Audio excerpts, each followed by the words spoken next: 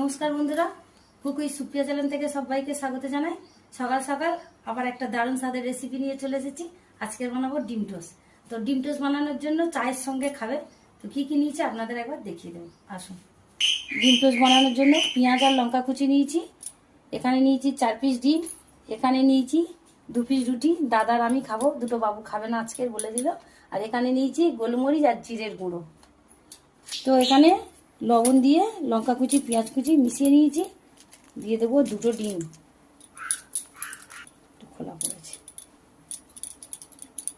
2টো ডিম একটু চামচ দিয়ে ভালো করে ফেটিয়ে নেব। গ্যাসটা জ্বালিয়ে দিই, তাওয়াতে দিয়ে দেবো সাদা তেল পরিমাণ মতো।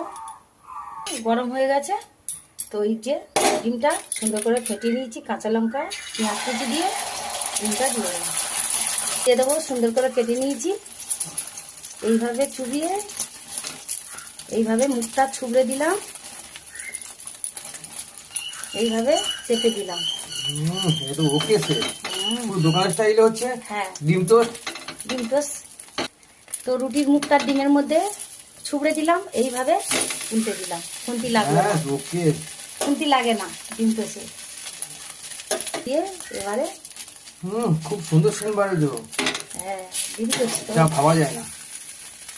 এবার এইভাবে সাইডটা চা দিয়ে যা লাগবে না, প্লেটের মধ্যে তুলে নেবে। আমার হয়ে গেছে। এবার আমি চাকুর সাহায্যে ডিম টোস্টগুলো সুন্দর করে কেটে নেব। জিরের গুঁড়ো দিলাম, হয়ে গেল। দুধ টোস্টটা কমপ্লিট। গরম গরম চায়ের সঙ্গে খাবে।